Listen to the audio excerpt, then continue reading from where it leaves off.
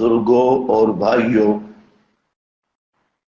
گزشتہ کئی بیانات میں آپ حضرات کے سامنے حضرت یوسف علیہ السلام کی تقریر کا وہ حصہ بیان ہو رہا ہے جس میں حضرت یوسف نے جیل کے اندر اللہ تعالی کی توحید اور معرفت کی دعوت دی، جس کا عنوان ہے معبود کی پہچان۔ اور یہ ایک حقیقت ہے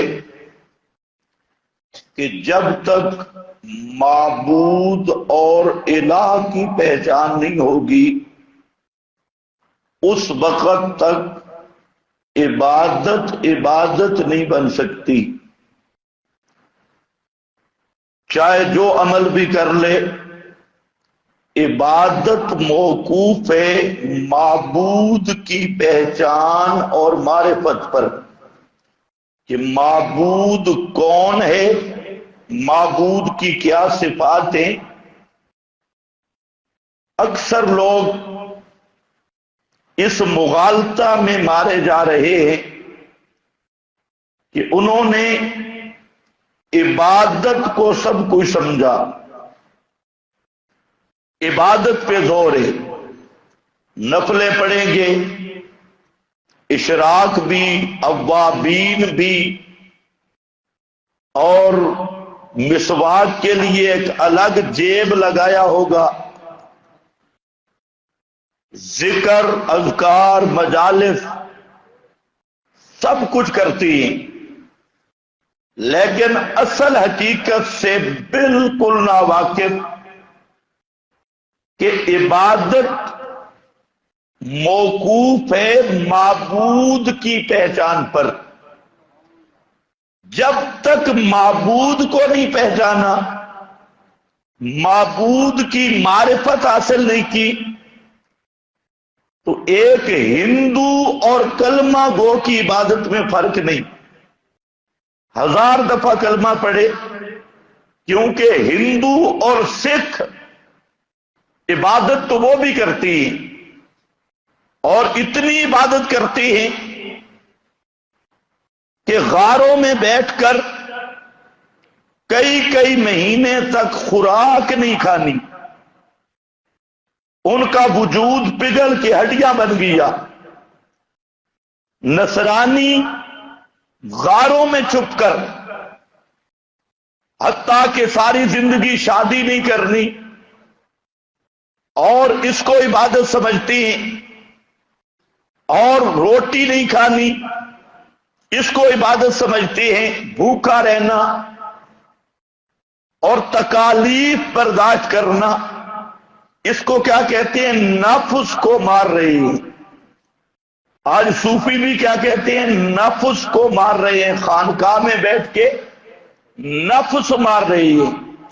بس جب نفس مر گیا تو پھر تیرا کون سا کمال ہے؟ مرے ہوئے شیر سے مقابلہ، پھر تیرا کمال کیا ہے؟ جی نفس مار رہی ہے، نفس کشی ہو رہی ہے۔ یہ خانقاہی نظام موجودہ جو اصل تصوف تھا وہ زہد تھا، دنیا سے بے رغبتی، آخرت کا فکر، یہ اصل تصوف ہے۔ زہد، ترک دنیا، دنیا کی محبت سے اپنے آپ کو نکالنا، اس کا آواز کم کرو تھوڑا، اپنے آپ کو نکالنا اور آخرت کی طرف راغب کرنا۔ اور یہ تو مقصود ہے انبیاء کی دعوت کا، کہ دنیا کی محبت جب تک دل سے نہیں نکلے گی آخرت کی قیمت نہیں آئے گی۔ اپنے دل کا مطالعہ ہر انسان کر سکتا ہے کہ اس کا دل آخرت کے لیے کتنا تڑپتا ہے، اور دنیا کے لیے کتنا تڑپتا ہے.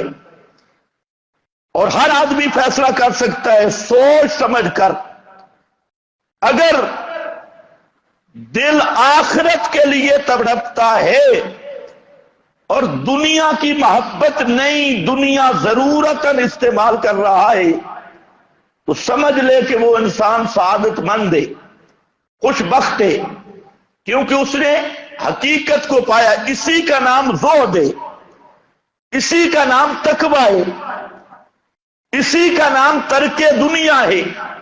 ترک دنیا کے یہ معنی نہیں کہ دنیا کا کاروبار چھوڑ دو یا دنیا روٹی پانی رزق کے اسباب ختم کر دو، یہ ترک دنیا نہیں. ترک دنیا اور زہد کا تعلق ہے دل کی حالت کے ساتھ، کہ ہر آدمی غور کرے شریعت میں مقصود ہے کہ دنیا ضرورت کے لیے استعمال کرو، ضرورتاً حاصل کرو. جیسے آدمی لیٹرین میں جاتا ہے ضرورت کے لیے، وہاں اس کا دل نہیں لگتا، تو اسی طرح دنیا حاصل کر ضرورتاً، جتنی ضرورت ہے. رہ گیا تیرے دل کا تڑپنا، دل کی حب اور دل کی محبت. یہ جب بھی دل تڑپے تو آخرت کے لیے تڑپے، اللہ کی رضا کے لیے تڑپے. یہ ہے زہد. اور یہ اصل تصوف تھا جو پہلے علماء حضرت عبداللہ ابن مبارک رحمت اللہ علیہ جو بڑے محدث تھے، انہوں نے کتاب لکھی کتاب الزہد، جس میں ساری حدیثیں جمع کی جن کا تعلق ہے کہ انسان کو دنیا کی قلت، حقارت اور دنیا کی دناءت، اس سے یہ سمجھ آئے اور دنیا سے دل نکلے اور آخرت کی قیمت اور قدر اس کو سمجھ آئے، اس کا دل آخرت کی طرف راغب ہو اور اللہ تعالیٰ کی حقیقی نعمتوں کی طرف یہ متوجہ ہو. اسی طرح اور بڑے بڑے حضرات نے کتابیں لکھی. اس کے بعد جو آج کا خانقاہی تصور ہے، تصوف پیر بنے ہیں، ان کا مقصد کیا ہے؟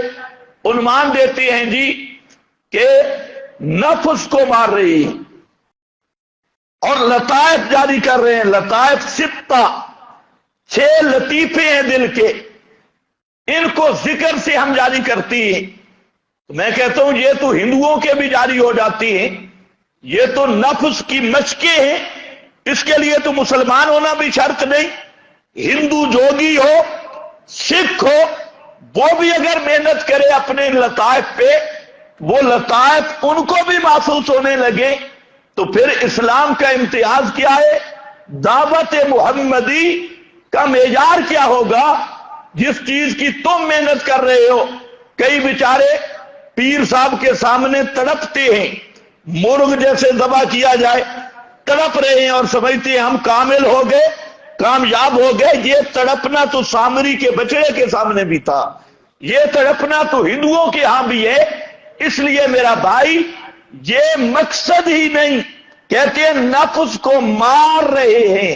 بھائی جب نفس مر گیا تو اب تیری جنگ کس سے ہوگی؟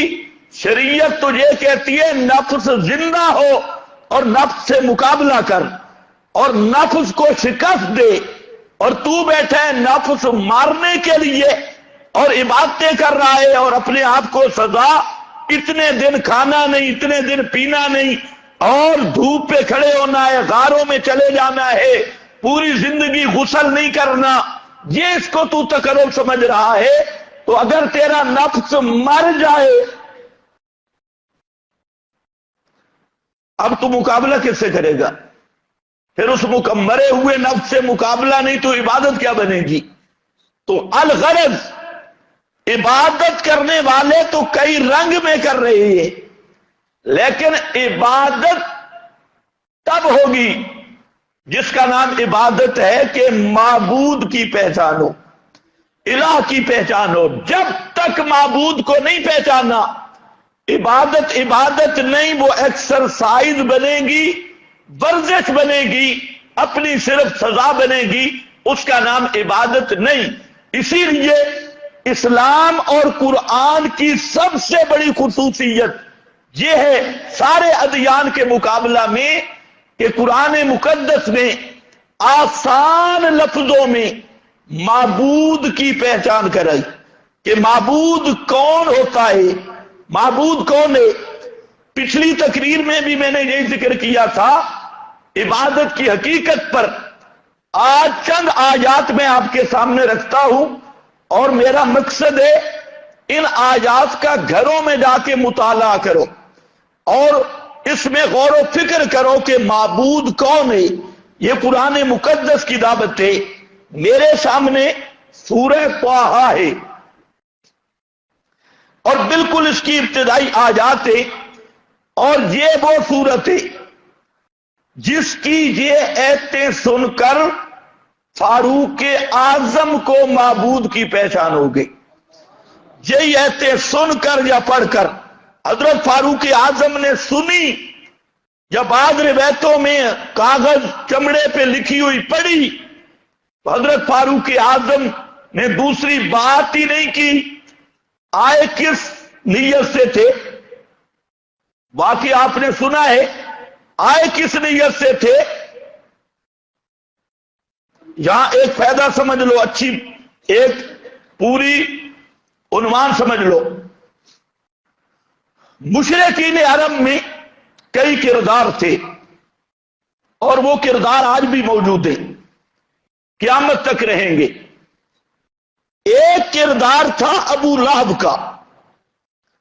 ابو لہب ایک شخص بھی ہے، ابو لہب ایک کردار بھی ہے۔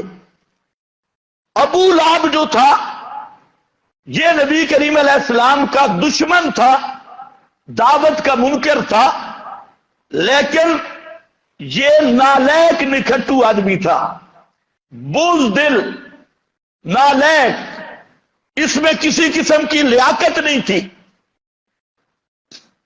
آج بھی کئی ایسے دشمن ہوتے ہیں، دشمنی کرتے ہیں لیکن ان میں کوئی قابلیت نہیں، لیاقت نہیں، تو وہ ابو لہب کا کردار ہے۔ تو ابو لہب دشمن تھا لیکن اوصاف سے خالی، کمال نہیں، لیاقت نہیں، صلاحیت نہیں، بزدل، اتنا بزدل۔ بدر کا مقام آیا تو کہنے لگا میں نہیں آؤں گا، میں کرائے کے قاتل بھیجوں گا، کرائے کے لڑاکو بھیجوں گا۔ یہ خود بدر میں بھی نہیں گیا کیونکہ تھا بڑا بزدل۔ اور دوسرا ابو جہل۔ ابو جہل اس کا لقب ہے، ابو جہل جہالت کا گٹر، ابو جہل جہالت کی انتہا کو پہنچا ہوا۔ لیکن یاد رکھو ابو جہل میں کچھ لیاقتیں بھی تھی۔ دشمن تھا، ایک تو بڑا بہادر تھا، دلیر اور شجاع، بہت بڑا بہادر مکہ میں، یہ اس کی لیاقت تھی۔ دوسرا فیصلہ کرتا تھا، ابو الحکم مکہ کا جج تھا، تو زیرک بھی تھا اور بہادر بھی تھا۔ جو بات کہتا تو سامنے کہتا، چھپ چھپ کے نہیں، دشمنی بھی کی تو سب کے سامنے کی۔ یہ کردار ابو جہل کا، تاکہ بدر میں جب مرنے لگا حضرت عبداللہ ابن مسعود رضی اللہ تعالیٰ عنہ اس کے سینے پہ چڑھے اس کی گردن اتارنے کے لیے، تو اس نے کہا کہ گردن ذرا لمبی چھوڑنا تاکہ پتہ چلے کہ سردار کی گردن ہے، اوپر ذرا لمبی چھوڑنا، نیچے سے کاٹنا کہ گردن لمبی بچ جائے، پتہ چلے بھئی ملک اور چودھری کی گردن ہے۔ یعنی آخر دم تک بھی آکڑ نہیں گئی، تکبر نہیں گیا۔ تو یہ کردار ابو جہل کا، سمجھتا تھا لیکن ضدی تھا، اور اوصاف بھی تھے اس میں۔ ایک تیسرا کردار تھا، وہ حضرت فاروق اعظم رضی اللہ تعالیٰ عنہ، جو ظاہراً بڑے سخت تھے لیکن دل میں ضد نہیں تھی. ابو جہل کے دل میں ضد تھی، اناد تھا اور ضد سے بھرا ہوا. اور فاروق اعظم رضی اللہ تعالیٰ عنہ اسلام لانے سے پہلے سخت بڑے تھے، لیکن اللہ کی شان، جو آدمی ظاہراً سخت ہوتا ہے اس کا دل سب سے نرم ہوتا ہے. تو فاروق اعظم کا معاملہ بھی کوئی یوں تھا کہ ان کا دل بڑا نرم تھا، سختی کرتے لیکن اخلاص کی بنیاد پہ، ضد کی بنیاد پہ نہیں. انہیں ابتداءً بات سمجھ ہی نہیں آئی.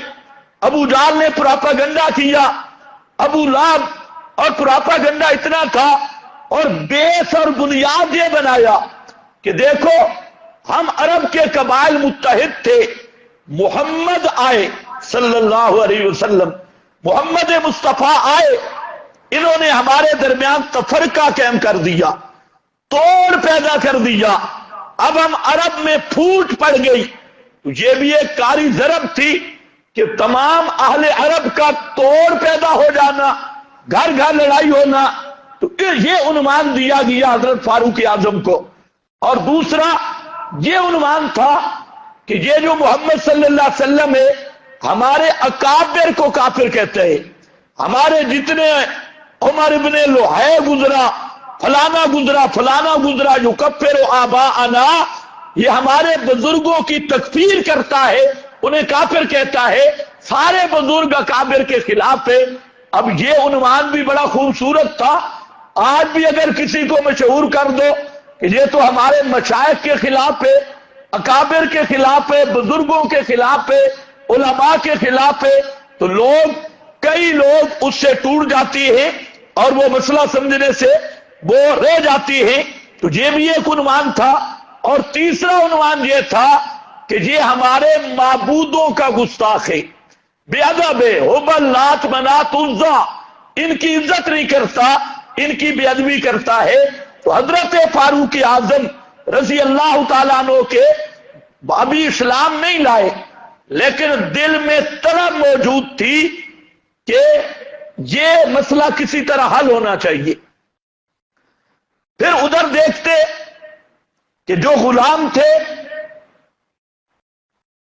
بظاہر کمزور لوگ تھے، ان پر ظلم، تشدد کی انتہا کر دی گئی، اور ایسے ظلم کیے گئے کہ جن کی تاریخ میں مثال نہیں.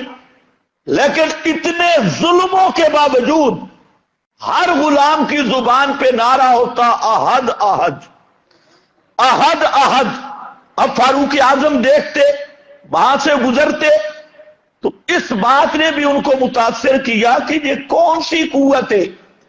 یہ غلام تو کبھی کسی کے سامنے بولے نہیں تھے، ان کو جو کہا کرتے ان کے آقا وہی کیا کرتے تھے، اور آج ان کے سارے آقا مل کر ایک لفظ کہلانا چاہتی ہے کہ صرف ایک لفظ اونچا کہہ دو کہ محمد کا مذہب جھوٹا ہے، کذب محمد، تمہیں آزاد کر دیا جائے گا، تکالیف ختم. اور جیسے اس لفظ کا مطالبہ ہوتا ہے تو یہ اور بفر کے کہتی ہیں صدق محمد، اور احد احد، محمد سچے ہیں اور محمد کی دعوت بھی حق ہے. اس بات نے بھی فاروق اعظم کو مجبور کیا غور و فکر کرنے پر کہ آخر یہ معاملہ کیا ہے. پھر ایک وقت آیا کہ جب ظلم و تشدد کی انتہا ہوئی تو مسلمان مکہ چھوڑ کے حبشہ جانے لگے. تو فاروق اعظم ان کی ہجرت کو دیکھ رہے تھے، ان سے پوچھ رہے تھے. پھر حضرت فاروق اعظم کے دل میں ایک لرز طاری ہوئی کہ یہ کیا معاملہ ہوا، یہ کون سا مسئلہ ہے جس کی وجہ سے گھر چھوڑ رہے ہیں، ہماری برادری، ہماری قوم، اور گھر چھوڑ کے بے وطن پردیس میں جا رہے ہیں. اس واقعہ نے بھی دھچکا دیا. اب فاروق اعظم نے فیصلہ کیا کہ دو میں سے ایک ہوگا، اور فیصلہ بھی اس نیت سے کہ میں محمد صلی اللہ علیہ وسلم کو قتل کروں گا اور خود بنی ہاشم کے حوالے ہو جاؤں گا، اور قصاص میں وہ مجھے قتل کر دیں گے. تو میں اپنی جان کی قربانی دے کر اس فتنہ کو جو ابھی تک وہ فتنہ سمجھ رہے تھے ختم کر دوں، اسی نیت سے تلوار اٹھائی اور چلے نبی کریم علیہ السلام کی طرف۔ تو راستے میں ایک آدمی مل گیا، وہ آدمی مسلمان تھا۔ اس نے دیکھا بھئی خیر نہیں، یہ کدھر جا رہے ہیں، اور ان کا چہرہ بھی بتلا رہا ہے تلوار نیام میں نہیں، ننگی تلوار ہے۔ وہ سمجھ گئے، انہوں نے پہلے کہا کہاں جاتی ہو؟ تو حضرت فاروق اعظم نے کوئی دوسرا تکیہ شکیہ نہیں کیا، کہنے لگے میں جاتا ہوں، آج فیصلہ ہوگا۔ اور یہ جو مکہ میں اتنا بڑا شور شغب اٹھا ہے، اس کا میں حل چاہتا ہوں، اپنی قوم کی بھلائی کے لیے میں اپنی جان قربان کر دوں گا۔ اس سے 3 دن پہلے ایک اور واقعہ پیش آ گیا تھا۔ اللہ تعالیٰ کے کام عجیب ہوتی ہے۔ حضرت حمزہ رضی اللہ تعالیٰ عنہ، جس کو پیغمبر کریم نے اسد اللہ کہا، اللہ کا شیر حمزہ، اسد اللہ، جن سے پورے مشرک ڈرتے تھے، اور بڑے بہادر اور شجاع۔ واقعہ یہ پیش آیا کہ نبی کریم علیہ السلام کعبۃ اللہ میں نماز پڑھ رہے تھے، تو ابو جہل آیا۔ ابو جہل نے دیکھا کہ آپ کعبہ میں نماز پڑھ رہے ہیں، تو ابو جہل نے آ کے نبی کریم علیہ السلام کو گالیاں دی سامنے کھڑے ہو کے۔ ابھی آپ کعبہ سے تشریف لے گئے تھے کہ حضرت حمزہ شکار سے آئے، تو کسی نے بتا دیا کہ آج آپ کے بھتیجے کو ابو الحکم نے گالیاں دی اور بے عزت کیا کعبہ میں۔ اس نے کہا اچھا۔ تو حضرت حمزہ پہلے بھی سوچ میں تھے کہ دعوت محمد مصطفیٰ کی حق کے، اس سوچ میں تھے، لیکن اب وقت آ گیا اس سوچ کے اظہار کا۔ تو حضرت حمزہ نے پہلے ابو جہل کو بلایا اور ابو جہل کے منہ پہ تھپڑ مارا کہ تو کون ہوتا ہے میرے ہوتے ہوئے میرے بھتیجے پہ زبان درازی کرنے والا، گالیاں نکالنے والا؟ یہ کعبہ تیری میراث ہے، کیوں تو نے بدتمیزی کی؟ خیر وہاں پر جھگڑا ہوا۔ ابو جہل تو بڑا ملک صاحب تھا، بڑا چودھری تھا، بڑا سردار تھا، اس کو تھپڑ مارنا کوئی معمولی بات تو نہیں تھا۔ تو خیر وہاں پر کچھ صلح صفائی درمیان میں لوگ پڑ گئے۔ حضرت حمزہ آئے نبی کریم علیہ السلام کے پاس اور کہتے ہیں کہ میرے بھتیجے پریشان نہیں ہونا، میں آپ کا بدلہ بھی لے آیا ہوں، اور اشہد اللہ الہ الا اللہ، آپ کی دعوت بھی قبول کر رہا ہوں۔ اب مشرکین بڑے پریشان تھے کہ حمزہ چلا گیا۔ ادھر فاروق اعظم تیسرے دن تلوار لے کے نکلے، سامنے کسی نے بتا دیا، پہلے تو روکنے کی کوشش کی، لیکن حضرت فاروق رکے کیسے؟ انہیں کہا 2 میں سے ایک ہوگا۔ اس نے کہا پھر اس طرح ہے کہ پہلے اپنے گھر کی خبر لو، تیری بہن بھی مسلمان ہو چکی ہے، تیرا بہنوئی بھی مسلمان ہو چکا ہے۔ جب حضرت فاروق اعظم نے سنا تو پاؤں نیچے زمین نکل گئی کہ یہ آگ تو میرے گھر میں پہنچ گئی۔ اسی تلوار کے ساتھ مڑے گھر کی طرف۔ اللہ کی شان، جب بہن کے گھر کے دروازے پہ پہنچے تو اندر قرآن پڑھا جا رہا تھا۔ حضرت خباب قاری تھے اور وہ قرآن پڑھا رہے تھے، بہن کو بھی بہنوئی کو بھی۔ اب فاروق اعظم دروازے پہ کھڑے ہوئے، کان لگایا، آواز آ رہی تھی، بڑے غصے سے دروازے پہ دستک دی۔ کون؟ ابن الخطاب، خطاب کا بیٹا۔ بہن نے دروازہ کھولا، فاروق اعظم آئے، فرمایا یہ کیا آواز آ رہی تھی؟ کیا آواز تھی یہ؟ کیا سنا میں نے؟ انہوں نے کہا بس آواز تھی۔ تو انہوں نے حضرت فاطمہ، اس کا نام ہے حضرت فاروق اعظم کی بہن کا، فاطمہ بنت خطاب، یہ تو سنا کیا تھا؟ انہوں نے جو قرآن پاک ان کے پاس لکھا ہوا تھا چمڑوں پر، وہ حضرت خباب کو دیا اس دروازے کی دستک کے دوران، اور حضرت خباب کو چھپا دیا کہ تو چھپ جا۔ وہ سمجھ گئے۔ اب فاروق اعظم نے پوچھا، میں نے سنا ہے تم نے بھی محمد کی دعوت مان لی؟ تو حضرت فاطمہ کہنے لگی بالکل 100% سچ ہے، ہم نے بھی محمد مصطفیٰ کی دعوت مانی ہے۔ تو حضرت فاروق اعظم بہنوئی کی طرف ہوئے، بھائی تو؟ اس نے کہا جی میں نے بھی مان لی۔ میں کہا کرتا ہوں تقیہ اور ایمان جمع نہیں ہو سکتے، تقیہ ایمان کی ضد ہے۔ اب فاروق اعظم کے سامنے یہ بات کہنا کوئی آسان کام نہیں تھا۔ وہاں فاروق اعظم کا جاہ و جلال، غصہ، اور پورے عرب میں فاروق اعظم کی شجاعت، بہادری، روب، دبدبہ ضرب المثل بنا ہوا تھا، اور مشرکین مکہ جتنے بھی تھے اپنا سفیر، اپنا مجلس مشاورت کا رکن اعظم فاروق اعظم کو بناتے تھے۔ اور فاروق اعظم رضی اللہ تعالیٰ عنہ حالانکہ عمر میں کم تھے، بڑے بڑے صنادید قریش، پرانے تجربہ کار مشرک جو پرانے پاپی تھے، وہ بھی فاروق اعظم کو منتخب کرتے، اور جو بھی مشورہ ہوتا فاروق اعظم کا مانتے اور اس کی پابندی کرتے۔ تو حضرت فاروق اعظم رضی اللہ تعالیٰ عنہ جب بہنوئی سے پوچھا، بہنوئی نے کہا اس میں کوئی شک نہیں، ہم نے بھی وہ دعوت مان لی ہے۔ آپ ذرا تصور کر لیں کہ اس سے پہلے فاروق اعظم کا عقیدہ کیا تھا؟ عبادت تھی لیکن معبود کی پہچان نہیں تھی۔ عبادت تو کر رہے تھے لیکن معبود کون ہے اس کی پہچان نہیں تھی۔ تو فاروق اعظم نے بہنوئی کے گلے سے پکڑا اور اس کو زمین پہ پٹک کے مارا، اس کے سینے پہ بیٹھ گئے۔ بہن آئی چھڑانے کے لیے، بہن کو ایک تھپڑ مارا جو زمین پہ جا گری، اس کے منہ سے خون آنے لگا۔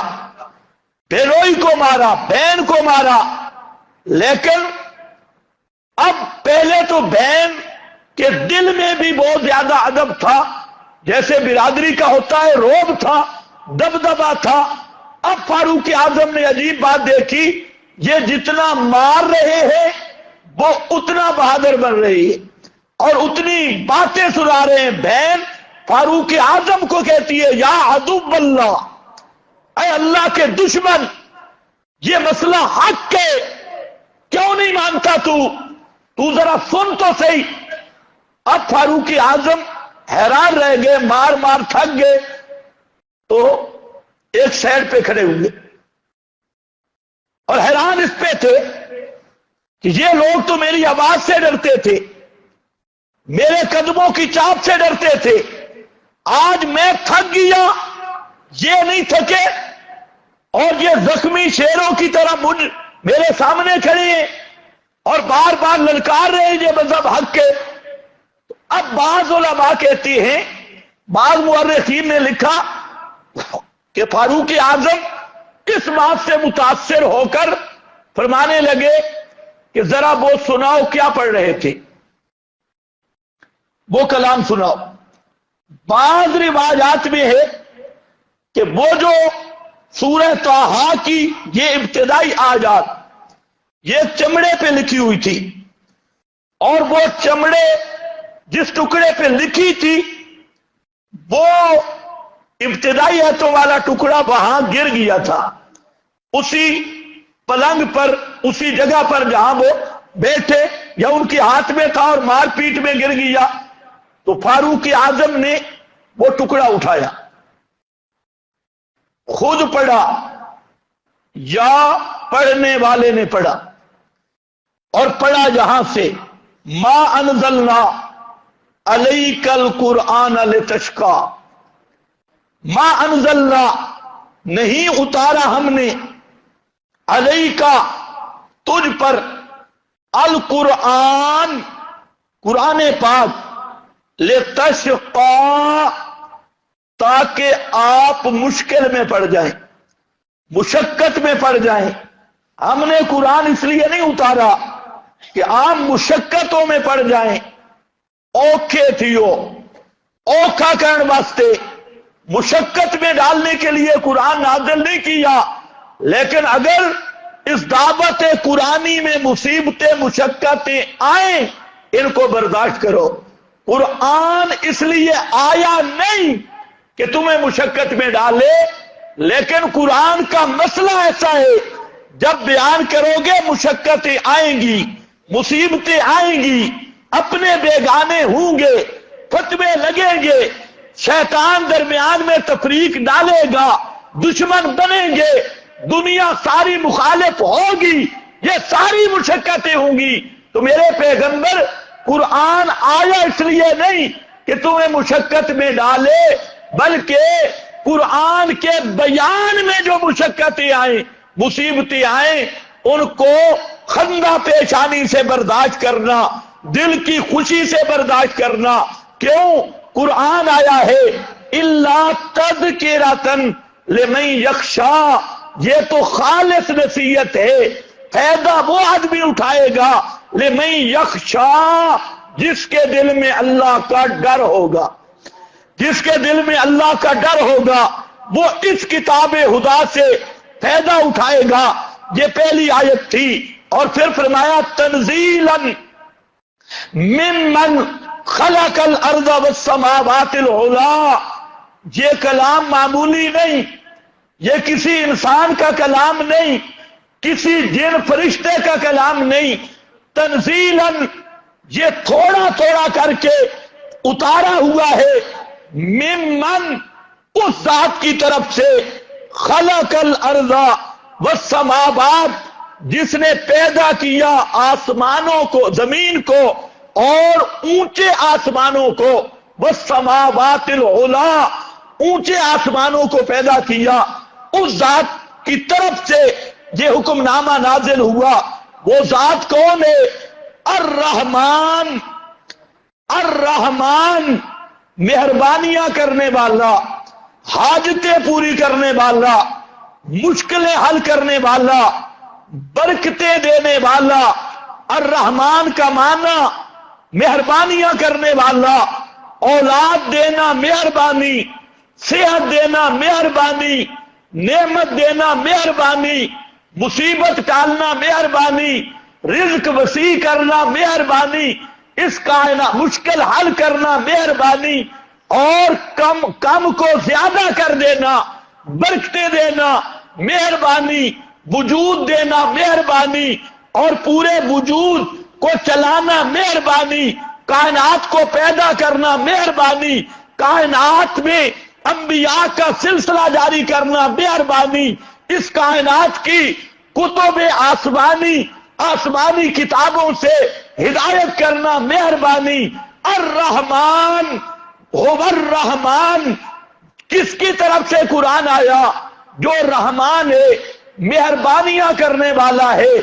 اور اس لفظ کو قرآن نے خاص کر استعمال کیا نزول قرآن کے ساتھ، جہاں پر بھی تذکرہ کیا، جیسے الرحمن علم القرآن، الرحمن علم القرآن ما کنت ترجو ان یلقی الیک الکتاب، میرے محبوب آپ کو تو امید ہی نہیں تھی کہ آپ کی طرف قرآن جیسی کتاب آئے گی، ولیکن رحمتا من ربک، لیکن یہ رحمت ہے تیرے رب کی۔ تو قرآن کا آنا یہ رب العالمین کی رحمت ہے، یہ رحمان کی مہربانی ہے۔ اگر یہ قرآن نہ آتا، اس کائنات کو اپنے معبود کی پہچان کیسے ہوتی؟ یہ تو کوئی ہبل کے سامنے جھکنے والا، کوئی لات کے سامنے جھکنے والا، کوئی عیسیٰ کو مشکل کشا سمجھنے والا، کوئی مریم کی دعائیاں دینے والا، کوئی صلیب کو پکارنے والا، کوئی تعزیہ تبوت کو پکارنے والا، کوئی گنگا پہ جھکنے والا، کوئی جمنا پہ جھکنے والا، اس انسان نے تو معبود کی پہچان میں وہ ٹھوکریں کھائی ہیں کہ تاریخ انسانی اٹھا کے دیکھو، دنیا کی ہر مظاہر، بڑے بڑے مظاہر کو پوجا، کوئی سورج کو پوجنے والا، معبودیت کی غلطی کر کے کوئی ستاروں کو پوجنے والا، ٹھوکر یہی لگی کہ معبود کون ہے، کوئی پانیوں کو پوجنے والا، کوئی گائے کو پوجنے والا، اور کوئی قبر والے مردوں کو پوجنے والا، کوئی زندوں کو پوجنے والا، ٹھوکر ایک ہی لگی کہ معبود کون ہے؟ یہ اللہ رحمان کی مہربانی ہے جس نے قرآن نازل کیا، وَنُنَزِّلُ مِنَ الْقُرْآنِ مَا هُوَ شِفَاءٌ وَرَحْمَةٌ، میری رحمت بنا کے قرآن آیا، اور قرآن میں سب سے بڑی رحمت، سب سے بڑی نعمت یہ آئی کہ کائنات والوں اپنے معبود کو پہچانو کہ تمہارا معبود کون ہے، الہ کون ہے، یہی قرآن کی دعوت ہے۔ تو فرمایا الرحمن علی العرش استوی، رحمان جو مستوی عرش ہے، اس کے دو معنی ہیں، ایک معنی مستوی عرش یعنی ساری کائنات کو پیدا کر کے سارا انتظام، کنٹرول خود سنبھالا ہے، یہ سیاقی معنی ہے، سیاق و سباق کا، کسی کے حوالے ایک رتی بھر اختیار نہیں کیا۔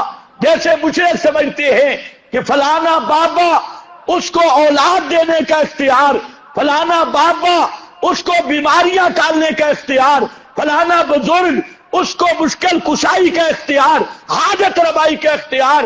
فرمایا استوا نہیں لوگو، وہ رحمان ہے، اس نے پوری کائنات کو پیدا کیا، اور پوری کائنات کا نظم و انسرام، پوری کائنات کا تصرف، پوری کائنات کا اختیار، پوری کائنات کا راج اپنے ہاتھ میں رکھا ہے، کسی کو ایک رتی جتنا بھی اقتدار نہیں دیا۔ بے شک الرحمن علی العرش استوی، سیاقی معنی یہی ہے، اس لیے 7 مقام قرآن پاک کی ہیں جہاں پر یہ مضمون آ رہا ہے استوا علی العرش کا، اور 7 مقام دیکھنا، 7 کے 7 مقامات، وہاں پر اللہ نے خود جو وضاحت کی سیاق و سباق میں، وہاں آپ کو ملے گا یدبر، تدبیریں کرنے والا، کائنات کا نظام سنبھالنے والا، کائنات میں حکم چلانے والا، کائنات کا نظم و انسرام سنبھالنے والا، اس کائنات میں جو کچھ ہو رہا ہے، مشرک سمجھتے ہیں پیدا اللہ نے کیا ہے اور اختیارات مخلوق کو دے دیے، فلانے بابے کو دے دیے۔ قرآن کہتا ہے نہیں، پیدا کرنے والا بھی اللہ اور نظام سنبھالنے والا بھی اللہ، کسی کے حوالے کچھ بھی۔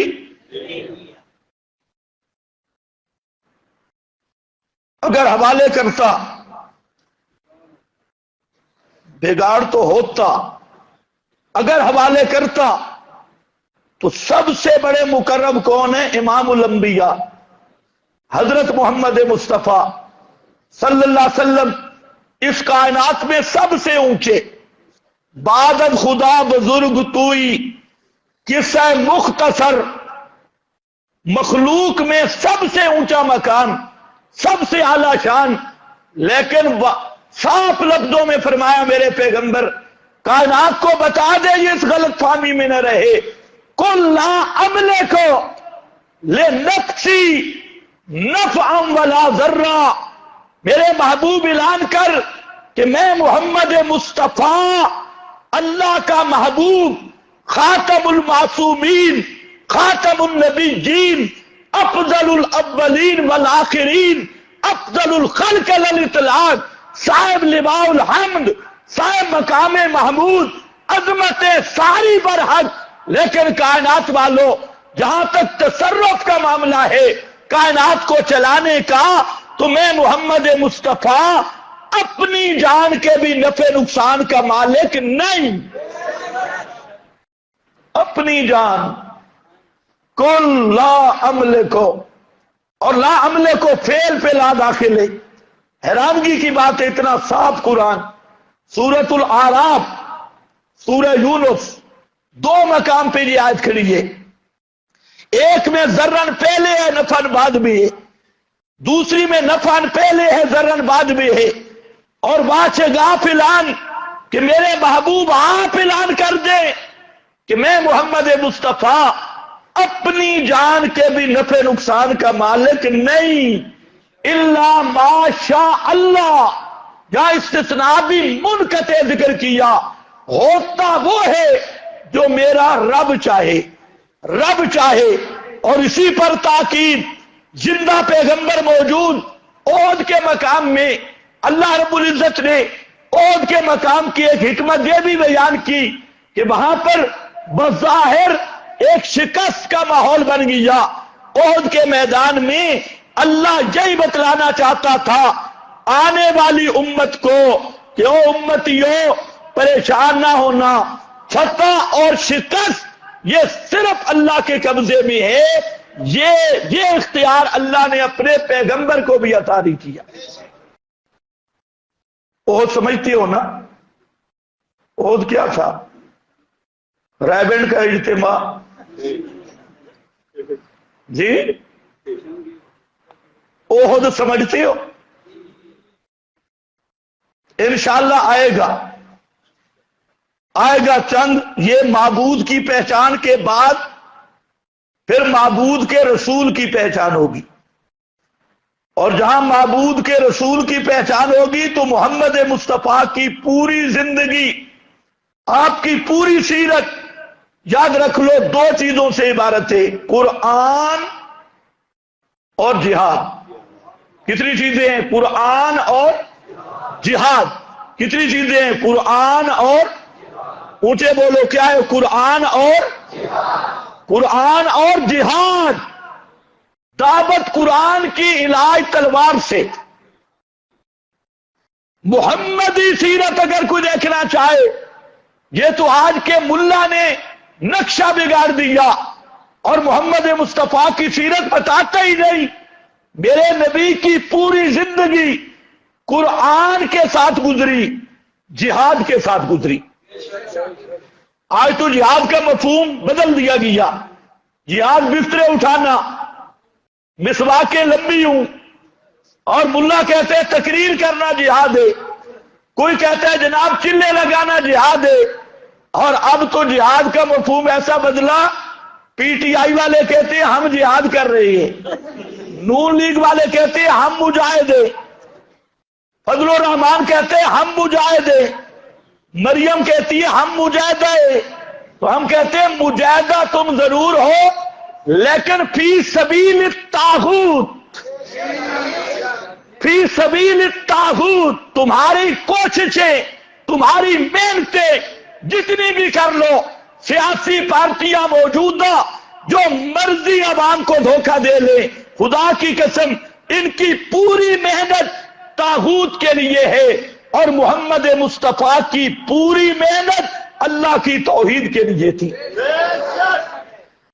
مسلمان کی محنت، صحابی نے پوچھا ہے کہ یا رسول اللہ لوگ بڑے لڑتے ہیں، لڑائیاں کرتے، ابھی چند مر گئے، کیا کہہ رہے ہیں؟ شہید۔ یہ کیا ہے؟ شہید جمہوریت، ان کو کہو شہید طاغوت، شہید جمہوریت نہیں، شہید طاغوت، شہید دجل، کذب۔ اور یہ جہاد بھی ایسا ہے، ایک دفعہ ہمارے مولانا نے اعلان کیا سارے گھروں سے نکلو کل جہاد ہوگا، سارے مجاہدین گھروں سے نکل آئے، اور ادھر سے ڈیل ہو گئی، جہاد کا حکم منسوخ ہو گیا، اور یہی کل ہوا، کل بھی یہی ہوا۔ وہ جو آپ کا مفرور وزیر اعظم ہے وہ یہی کہہ رہا تھا ہم جہاد کر رہے ہیں، یہ میں جہاد سمجھ رہا ہوں، اب وہ جہاد کہاں گیا؟ سارے مجاہدات بھی اس میں آئیں، ہاں بے پردہ مجاہدات وہ بھی تشریف لائیں، اور مجاہدین وہ بھی آئے جن میں نہ نماز، نہ روزہ، نہ حج، نہ زکوٰۃ، اور جس کے امیر المومنین کی حالت یہ تھی کہ لا الہ الا اللہ یہ کلمہ نہیں پڑھ سکتا تھا، لا الہ الا اللہ۔ کوئی تقریر سن لو، توجہ ہے نا؟ لا الہ الا اللہ، ہر تقریر لا الہ الا اللہ یہ کہہ رہا تھا۔ وہ سارے مجاہدین تتر بتر ہو گئے، دھرنے دے کر۔ ایسے جہاد نہیں ہوتا، محمدی مجاہدوں کو دیکھو، محمد مصطفیٰ کے مجاہد آئے، سامنے پلیں کاٹ دی گئی۔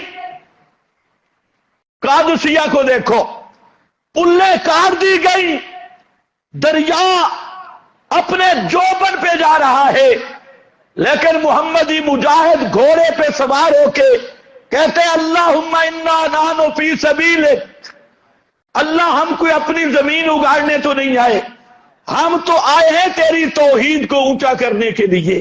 یہ دریا بھی تیرے ہیں، یہ سمندر بھی تیرے ہیں، یہ کہہ کر اس نے اپنا گھوڑا سمندر میں ڈال دیا۔ ایک گھوڑا سمندر میں گیا، سارے گھوڑے سمندر میں اتر گئے۔ اب وہ عیسائی سامنے تھے، انہوں نے کہا یہ انسان ہے یا جنات ہی؟ سارے صحابہ سمندر پار کر گئے بغیر کشتیوں کے۔ یہ ہوتے ہیں محمدی مجاہد، جن کا کوئی مقصد ہوتا ہے، نصب العین ہوتا ہے، ٹارگٹ ہوتا ہے۔ اب قوم کو کتنا الو بنا دیا گیا، ادھر سے بھی مختلف سیاسی پارٹیاں جہاد کا نام لے کر ان کو اکسایا، ادھر سے بھی، اور قوم اتنی بھی نہیں سوچتی کہ یہ سارے صلیب کے غلام ہیں، یہ سارے طاغوتی نظام کے غلام ہیں۔ کاش یہ قوم بیدار ہو جاتی دین محمدی کے لیے نکلنے پر، اور یہ جو قوت صرف کر رہی ہے طاغوت کے لیے، طاغوت کی غلامی میں، آج کا یہ کلمہ گو نفاذ شریعت، نفاذ قانون کتاب و سنت، اس کے لیے محنت کرتا، اور یہ نوجوان سڑکوں پہ آتا، خدا کی قسم اگر یہ اللہ کے دین توحید کی خاطر سڑکوں پہ آتے، ان کے قدموں کے نیچے فرشتے پر بچھاتے۔ اور یہ آنکھ مچولی آپ دیکھتے رہیں گے۔ صحابی نے پوچھا یا رسول اللہ، بڑے لوگ لڑتے ہیں لیکن فی سبیل اللہ کون ہے؟ اللہ کی راہ میں لڑنے والا کون ہے جس کو شہید کہا جائے، جس کو مجاہد کہا جائے؟ فرمایا من قاتل لتکون کلمۃ اللہ ہی العلیٰ، جو آدمی لڑے اس مقصد کے لیے کہ اللہ کی توحید اونچی ہو جائے، توحید اونچی ہو جائے، توحید کے لیے لا الہ الا اللہ کی خاطر لڑے، فرمایا فہو فی سبیل اللہ، وہ اللہ کے راہ میں ہے۔ اس کے علاوہ جس مقصد کے لیے بھی لڑنے والا ہے وہ فی سبیل اللہ نہیں ہے، وہ یقاتلون فی سبیل الطاغوت، اس کا مصداق ہے۔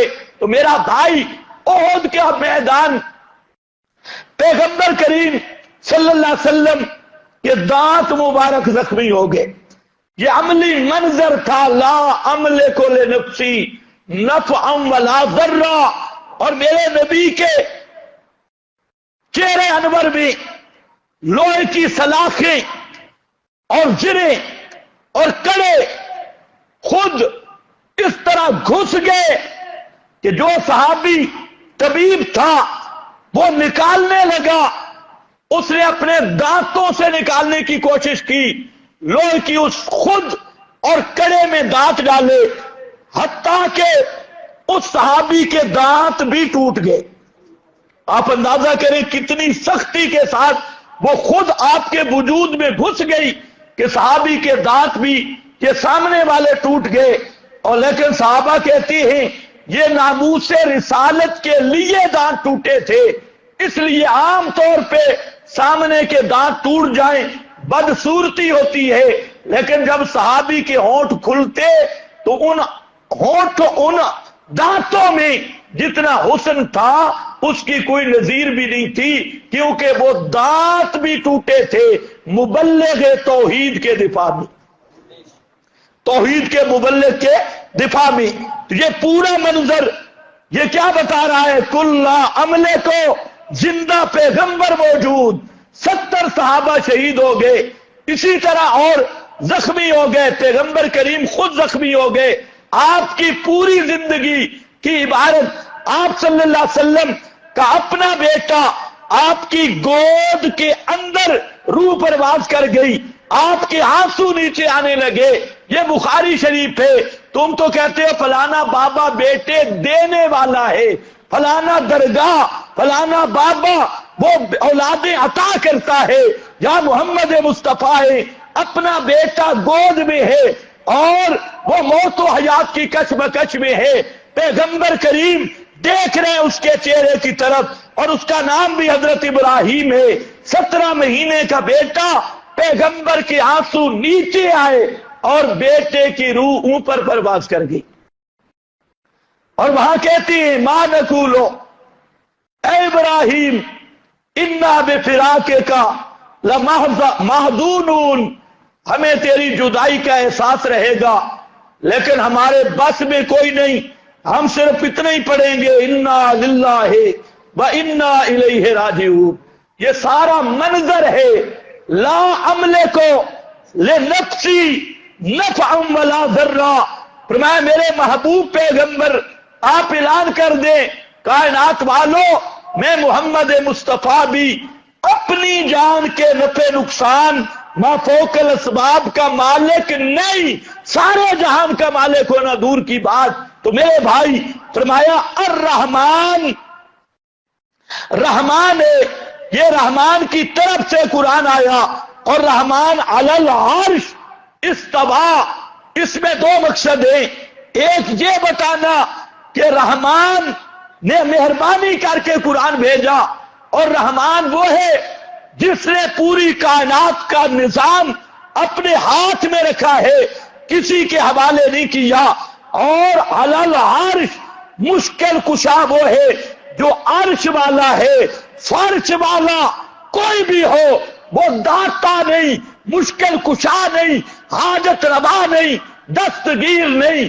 مشکل کشا وہ ہے جو عرش والا ہے، علی العرش ہمیشہ زندہ رہنے والا وہ ہے جو عرش والا ہے.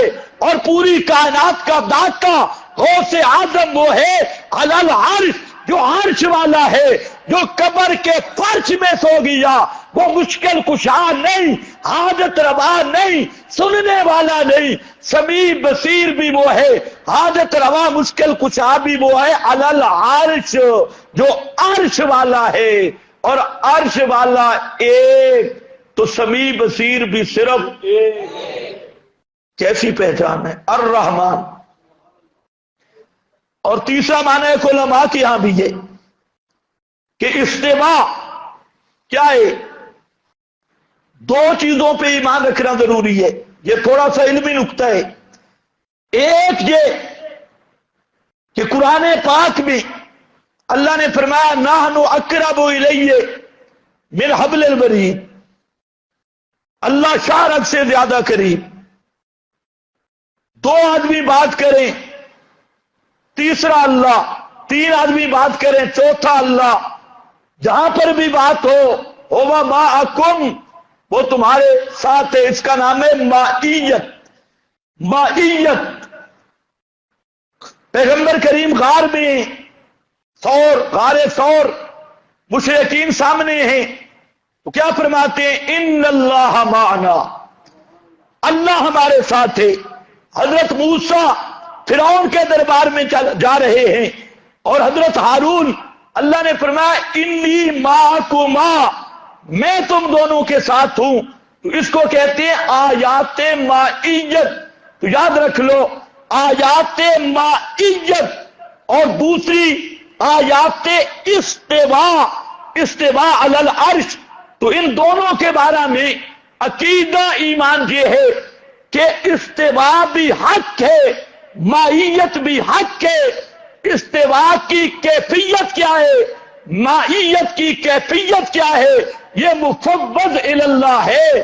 اللہ کے لیے استوا کما جلی کو بے شان ہی، اللہ کے لیے معیت کما جلی کو بے شان ہی.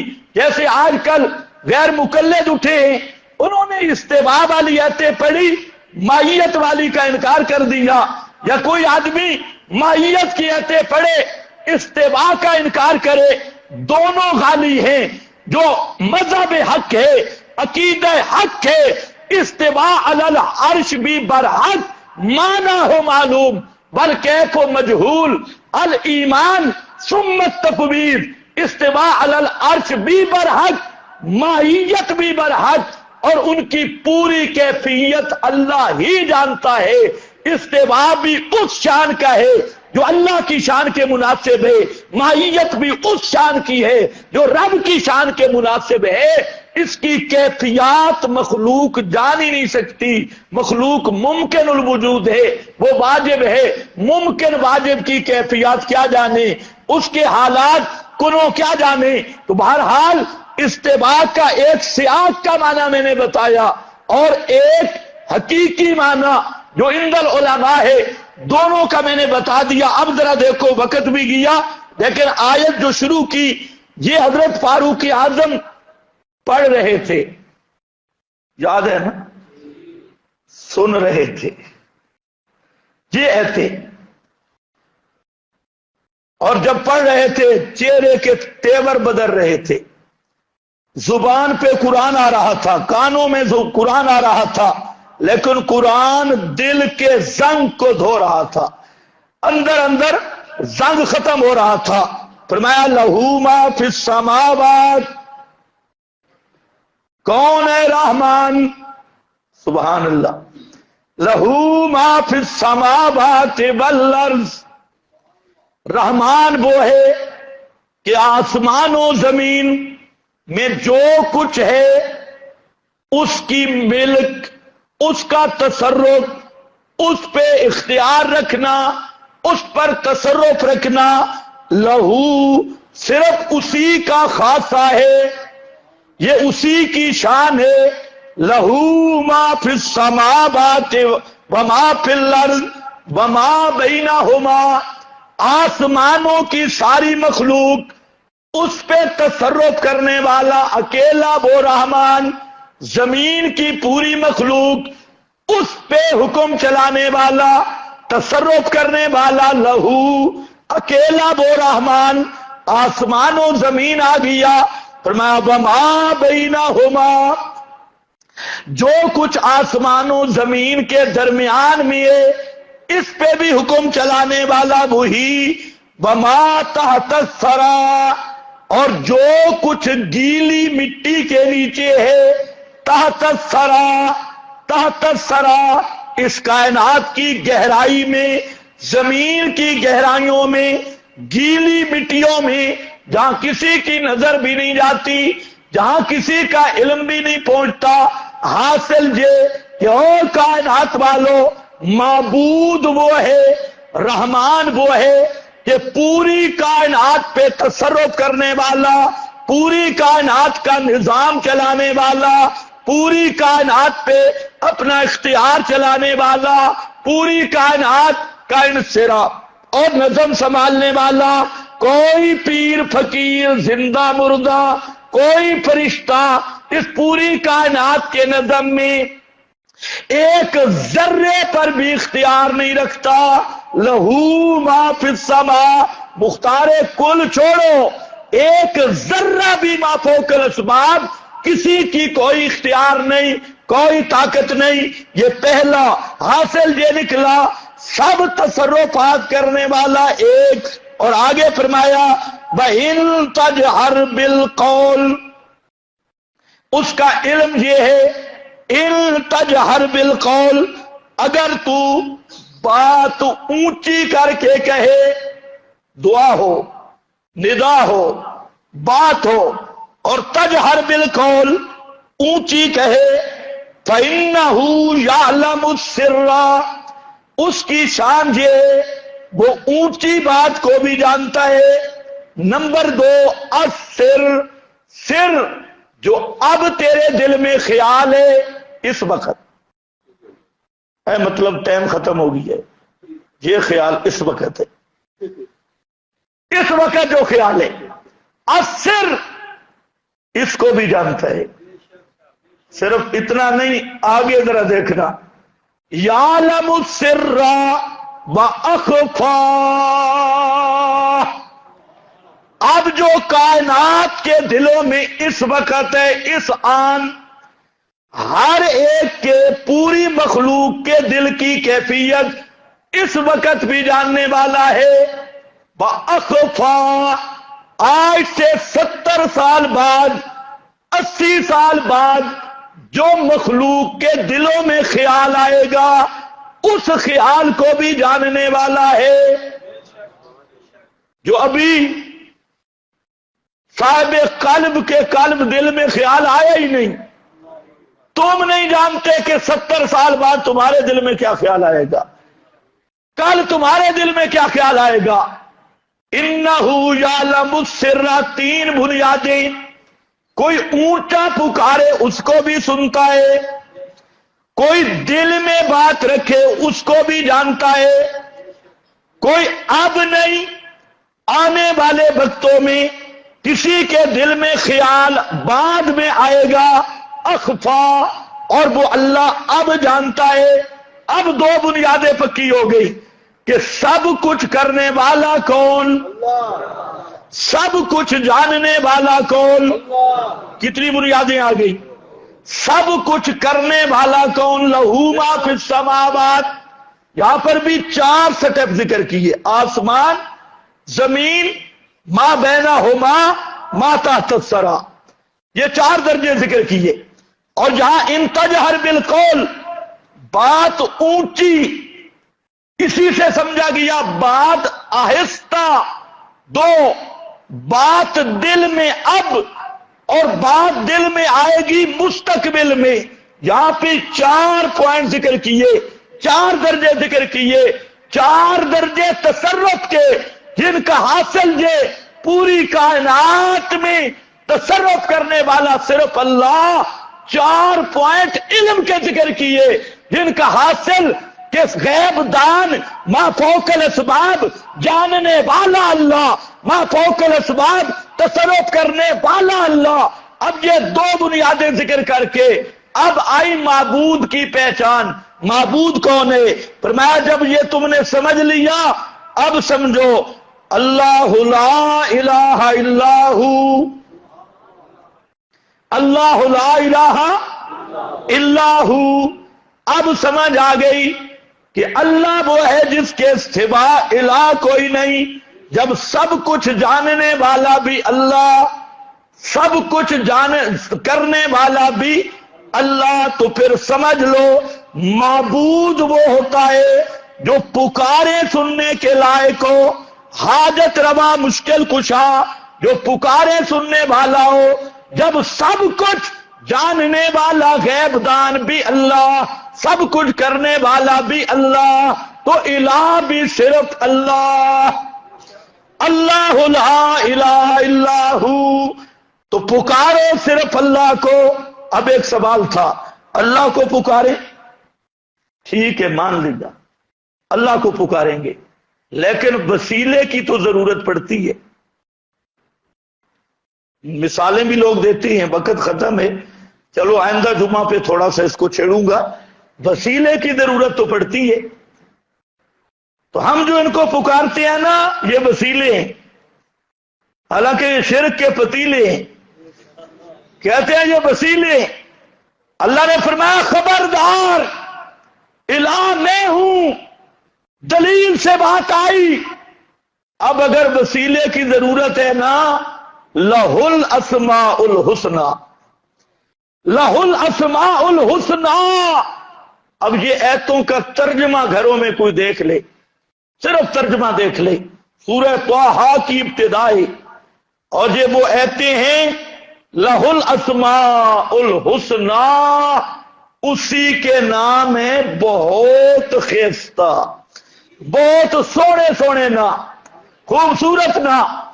اور دوسرے مقام پر ہے للہ الاسماء الحسنی فادعوہ بہا، او میرا بندہ، میرے نام سب سے زیادہ خوبصورت، کسی کا نام پیش کرنا ہے نا دعاؤں میں تو میرا نام لیا کر، میرے ناموں کے وسیلے سے دعا کر، کوئی دوسرا نام اس کے ناموں کا مقابلہ نہیں کر سکتا۔ اور امتی نے کہا یا اللہ میں بالکل تیری نہیں مانوں گا، میں نے دھمکی دینی ہے 50 تنہ دا واسطہ 14 معصومہ دا واسطہ. ایمان سے بتاؤ یہ 5 تن پاک کے نام زیادہ خوبصورت ہیں یا اللہ کے نام؟ اللہ فرماتے ہیں جب سب سے خوبصورت نام میرے ہیں اپنی دعاؤں میں میرے ناموں کا وسیلہ پیش کرو. وسیلہ لہ الاسماء الحسنی. بس جہاں تک جب سنا نا پڑھا کس نے؟ فاروق اعظم. واہ کیسا دل منیب تھا حضرت فاروق اعظم. جب پہنچے لہ الاسماء الحسنی تو حضرت کی آنکھوں سے آنسو جاری ہو گئے. قرآن نے اندر کام کر دکھایا. اب بہن دیکھ رہی ہے، بہنوئی دیکھ رہا ہے کہ یہ فاروق اعظم اس کو کیا ہو گیا. اور فاروق اعظم وہاں روتے ہوئے کہتی ہیں اللہ کی قسم جس نے یہ قرآن نازل کیا اور جو اس قرآن میں مسئلہ آیا معبود کی پہچان والا، مجھے اس نازل کرنے والے کی قسم یہ کلام بھی حق ہے، یہ مسئلہ بھی حق ہے. اچھا آج مجھے سمجھ آئی قریشی اس مسئلے کی وجہ سے محمد کے مخالف ہیں. خبردار ابھی مجھے بتاؤ کہ محمد مصطفیٰ کہاں ہیں؟ ہم نے تو تھوڑا سمجھانے میں دیر کر دی. وہاں تو عربی تھی، 1 منٹ بھی نہیں لگا. یہ ایتے کانوں میں پڑتی گئی. فاروق اعظم سمجھ گئے کہ الہ کون ہے؟ صرف اللہ کے سوا کوئی الہ پکارے سننے والا کون ہے؟ صرف اللہ. اور یہ جو مکہ والے مشرک وسیلہ وسیلہ کہہ رہے ہیں ما نعبدہم الا لیقربونا الی اللہ زلفی، یہ نرے جھوٹے پاپی ہیں. حضرت فاروق اعظم ابھی ماحول کیا تھا؟ مار کٹائی ہو رہی تھی. ابھی ماحول کیا بن گیا جب حضرت فاروق اعظم نے کہا کہ اللہ کی قسم یہ قرآن برحق ہے، یہ اللہ کا کلام ہے، یہ مخلوق کا نہیں، اور اس کی دعوت بھی بالکل برحق ہے، اور سچا معبود بھی وہ ہے جس کا یہ کلام ہے. جب فاروق اعظم نے یہ بات کی وہ بہن جس کے خون بہ رہا تھا تھپڑوں سے بہنوئی، انہوں نے فاروق اعظم کا ماتھا چوما اور کہا واہ میرا بھائی اللہ نے تجھے ہدایت دے دی. تو فاروق اعظم کہتے ہیں فوراً مجھے پہنچاؤ. اب وہ زندگی کے لمحات جو محمد مصطفیٰ سے دور ہوں وہ لمحات گزر ہی نہیں سکتے. فاروق اعظم آئے اسی حالت میں تلوار نیام میں ڈالنے کا ہوش بھی نہیں رہا. حالانکہ اب کیسے جا رہے تھے اور پہلے کیسے آ رہے تھے. دروازہ کھٹکھٹایا، اندر جیت میں سے کسی نے دیکھا سوراخ میں سے، اور کہتا ہے کہ اللہ کے محبوب عمر آیا ہے، عمر بن خطاب، اور حالت بگڑی ہوئی ہے، ہاتھ میں ننگی تلوار ہے. پیغمبر کریم سمجھ گئے اس سے پہلے میرے نبی نے دعا مانگی تھی کہ یا اللہ 2 عمر ہیں، ایک عمر مجھے دے دے. ایک عمر ابن ہشام وہ ابو جہل، اور ایک عمر بن خطاب. ان 2 کو عز الاسلام، اسلام کو عزت دے دے، غلبہ دے دے. فاروق اعظم حضرت حمزہ وہاں موجود تھے، فرمایا آنے دو، دروازہ کھول دو. فاروق اعظم اندر داخل ہوئے. مورخین لکھتے ہیں کہ جب اندر داخل ہوئے اسی حالت میں حضرت حمزہ نے ایک ہاتھ حضرت عمر کے کندھے پہ رکھا اور دوسرا تلوار پہ رکھا. فرمایا کیسے آنا ہوا؟ اس نے کہا مجھے محمد مصطفیٰ دکھائیں، میں مسئلہ توحید سمجھ کے آ رہا ہوں، مسئلہ توحید مجھے سمجھ آ گیا. بس وہ فاروق آئے تو یہ وہ نعرہ تکبیر تھا جو مکہ کے گلیوں میں گونج پہنچی.